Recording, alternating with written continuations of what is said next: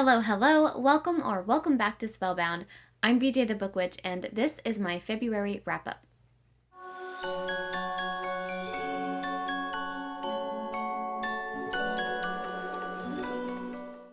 So last month was a great reading month.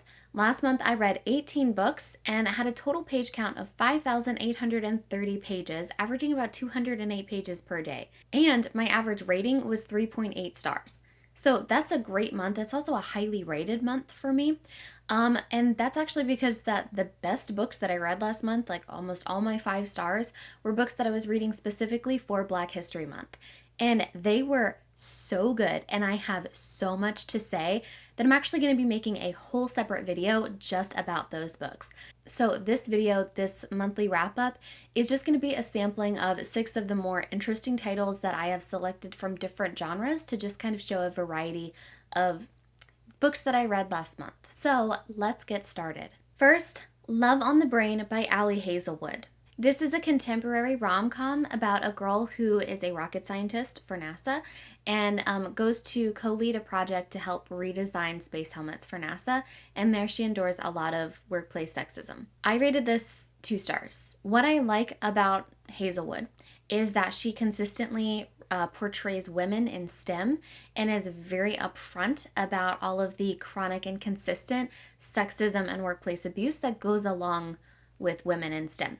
What I hate, though, is that in doing so, she creates opportunities for which her main characters could outright and externally address it, but instead they just take it over and over again.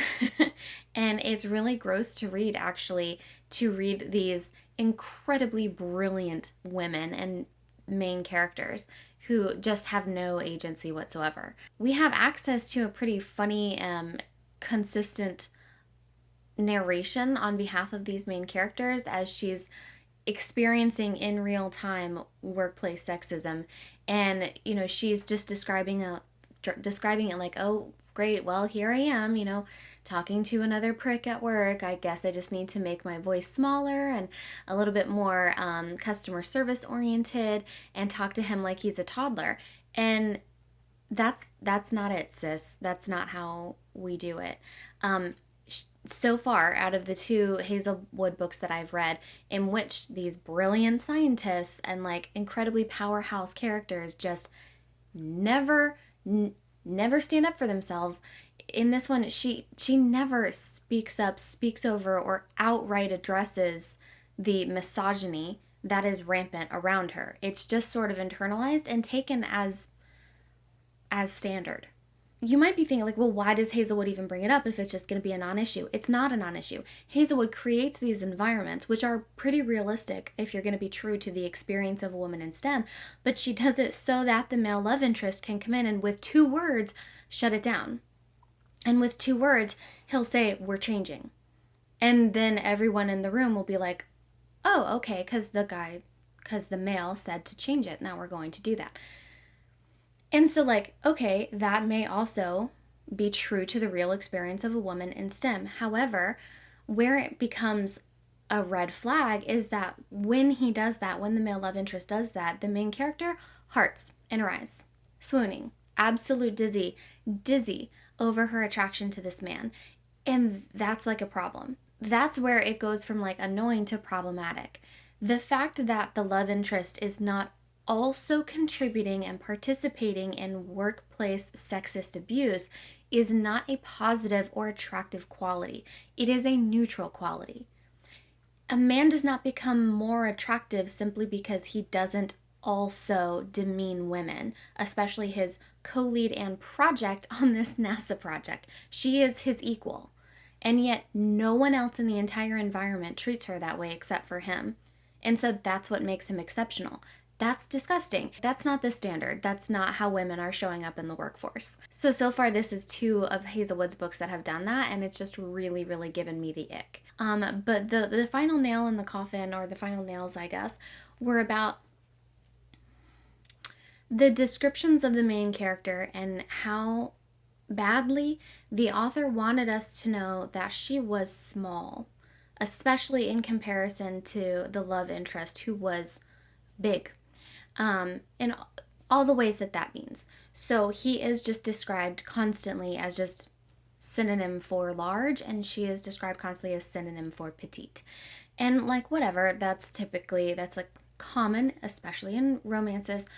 Sure, yeah, the girl wants to feel femininely delicate and teeny tiny compared to him. However, it came up in two ways. Like, it came up all over, especially in any sexual encounter that they had. Sure. But it also came up in two ways that just really gave me the full ick. The full ick. One was that Hazelwood chose to describe her hands and how very, very small they were. And not in this like Tarzan, look how feminine and slender my hand is compared to yours, jungle person. No, it was during a sexual encounter. She was describing how small her hands were in comparison to other things. Gross. The other thing was that out of all of the words of the book and all the sentences of this entire novel, Hazelwood dedicated at least a whole sentence to making sure that we, the reader, knew that she was just lounging around in this t-shirt and underwear before a surprise sexual encounter in a shirt that she had from middle school. Why? Why was that necessary? Like, why is that in it? So, like, let's actually just sit with that for a second, that was a choice. First of all, don't get it twisted. She's not like 20s cute college. Like, where did I even get this shirt? I don't even know. Like, no, she's a whole woman who has a doctorate and she's working for NASA. She's in her 30s. This is a woman who's just lounging around in, like, the fact that she still has this shirt from middle school is nothing but a choice. And second, the fact, I don't really want to continue unpacking why that was mentioned. Why is it sexy that she's lounging around a 30-year-old grown woman on a Saturday on her couch in a shirt that she had from middle school? It was not poorly written. It's a contemporary rom-com, so it's extremely formulaic, it's extremely tropey, all that stuff. But it is how she can come so close to the point and then just in another direction for me. I absolutely will not be reading another Hazelwood book. And then I read Phantom by Greer Rivers. This is a smutty Phantom of the Opera retelling from Kindle Unlimited, and it has several of the KU mafia romance tropes. I also rated this one 2 stars, but to be fair, I never liked the original story of Phantom of the Opera, and so I wanted to see if adding like copious amounts of sex might make the story more interesting to me. And as it turns out, it did not, but it might for you, so don't take my word for it. You might actually really like this one. Beyond the Black Door by A.M. Strickland. This is a YA fantasy about a girl who can soul walk, or literally explore and walk around in people's souls while they sleep. And when her mother, who is also a soul walker and a spy, political spy, is murdered, she finds herself tangled up in her trying to solve her mother's murder and also piecing together her destiny and her own power in a really interesting way. So first of all, this book has such an interesting premise. It will hook you in right away. Great opening chapter, super intriguing. It can go in so many different directions. The intrigue is there. And second, had such cool and unique way of introducing our Arrow and Ace main character in a way that was not only a super clear way of explaining what it means in general, but also in the context of this story and this world. So cool, so inventive, and just honestly great representation for aromantic individuals and asexual individuals. So like super cool and unique representation. And like I said, really intriguing premise. You're gonna be hooked.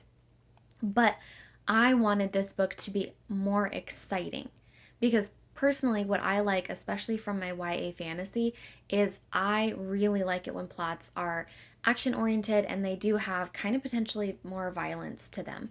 That's what I'm looking for. And so that's why I gave it 4 stars instead of 5, because that's to me like what I'm really, really looking for. And while there was definitely some action, it wasn't enough for me. Because this book actually condenses such an intriguing and not exactly a sweeping plot, but it's a hefty plot through several montages.